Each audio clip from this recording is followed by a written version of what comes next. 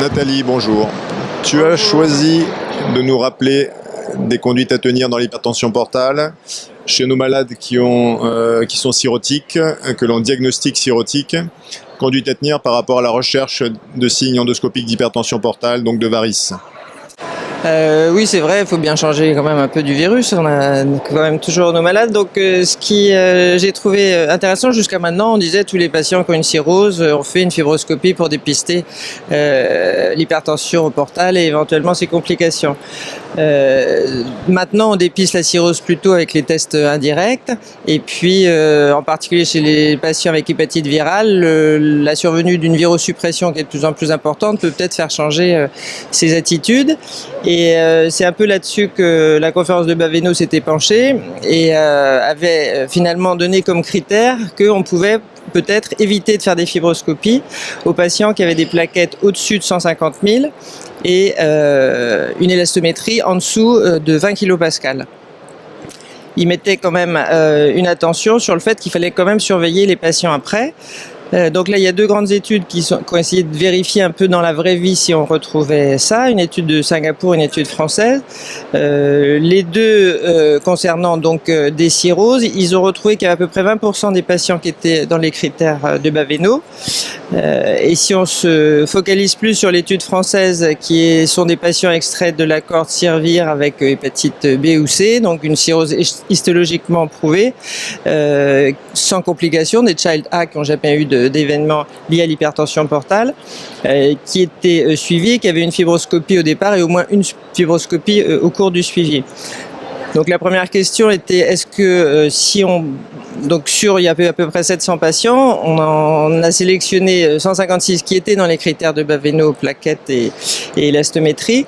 Et si on regarde les résultats de fibroscopie, il y avait 90% des patients qui n'avaient pas de varices ésophagiennes, 10% qui avaient des varices de grade 1 et pas de malades qui avaient des varices de grade 2 ou 3. Donc on a l'impression que ça conforte dans la vraie vie le fait qu'on puisse ne pas faire de fibroscopie à 20% de nos patients avec une bonne sensibilité et un facteur prédictif élevé de ne pas avoir de grosses varices. L'autre chose intéressante, c'est qu'ils sont intéressés aux événements liés à l'hypertension portale qui apparaissaient pendant le suivi. C'était défini par des varices, l'apparition de varices de grade 2 ou des événements liés à l'hypertension portale ou nécessitant un traitement. Et au cours du suivi, ça survenait chez 4% des patients. Donc ça paraît pas énorme, mais ce qui était intéressant, c'était de voir la différence entre ceux qui restaient dans les critères de Baveno ou pas au cours du suivi.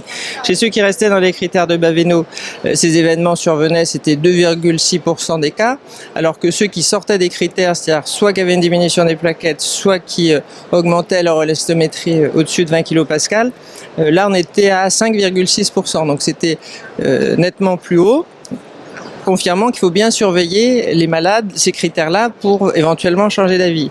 Et puis le dernier aspect, c'était en fonction du virus.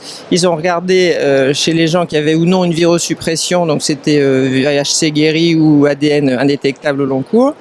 Et quand on regarde ça, on s'aperçoit, il y avait des courbes cumulatives de survenue d'événements liés à l'hypertension portale. Si les gens avaient une SVR et étaient virosupprimés, il n'y avait pratiquement pas d'événements, alors que s'ils avaient soit pas de SVR, soit des varices de grade 1, la pente était nettement plus élevée d'événements, et puis s'ils avaient les deux, varices de grade 1 ou virosuppression, là c'était beaucoup plus élevé. Bon, maintenant c'est plus rare de ne pas avoir de virosuppression, mais...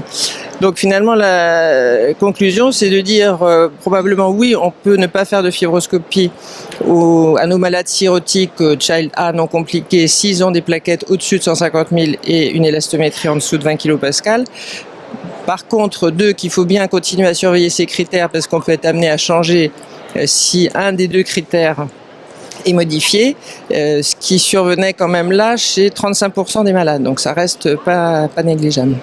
D'accord, et ça représente environ une vingtaine de pourcents des malades cirrhotiques qu'on diagnostique, qui rentrent dans ces critères.